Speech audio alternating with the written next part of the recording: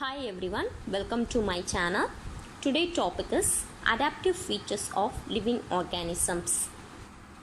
Living organisms are adapted to their environment. This means that the way they look, their way behave, how they are built or their way of life makes them suited to survive and reproduce in their habitats. Number giraffes. Giraffes have very long necks, so that they can reach the tall vegetation, which other animals cannot reach. Next, cat. The eyes of cats are like slides that makes it possible for cats' eyes to adjust to both bright and dim light. We see about the plants adaptation. First, xerophytes. Plants that live in deserts can easily run short of water, especially if the temperature are hot. Desert plants such as a cacti be well adapted to survive in this difficult condition. Plants that are adapted to live in places where water is in short supply are called xerophytes. Closing stomata. Plants lose most water through their stomata.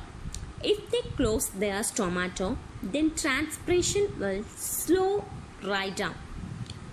However, if its stomata are closed, then the plants cannot photosynthesis because carbon dioxide cannot diffuse into leaf. Stomata close when it's very hot and dry, or when they would not photosynthesis anyway, such as at night. Next, waxy cuticle. The leaves of desert plants are often covered with a waxy cuticle, which is made by cells in the epidermis. The wax makes the leaf waterproof. Hairy leaves.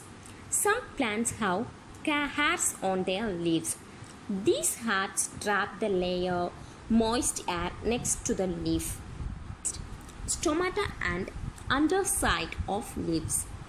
In most leaves, there are more stomata on the lower surfaces than on upper surfaces.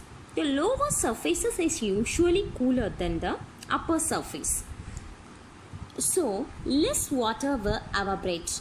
In desert plants, there may be fewer stomata than unusual, and they may be sown in deep pits in the leaf, cutting down on the surface area. The smaller the surface area of the leaf, the less water will evaporate from it.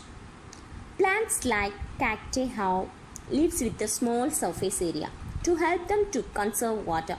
However, this slows down the photosynthesis because it means less light and carbon dioxide can be absorbed. Having or spreading roots. Desert plants may have to seek the water very deep down in the soil or address in wide area. They usually have either very deep roots or roots that spread a long way sideways from where the plant is growing. In fact, many plants, even those that do not live in deserts, have at least some of this adaptation. For example, a plant growing in your garden may have to cope with hot and dry condition. At least some of the time, most plants have stomata only on the underside of their leaves, which close when they need the air. Most of them have waxy cuticle on their leaves to cut down the water loss.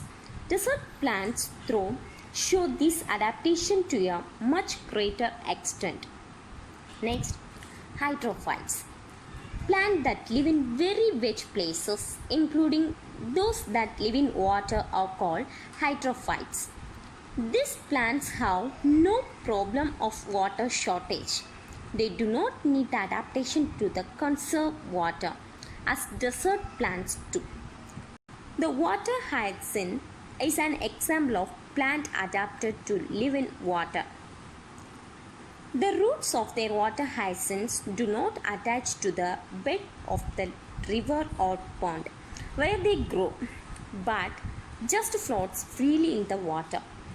The stems and leaf stalks have hollow spaces in them filled with air, which help them to float on the top of the water, where they can get plenty of light of photosynthesis. The hyacinth leaves have stomata on both surfaces, not just on the underside as its most plants. This allows them absorb carbon dioxide from the air for photosynthesis.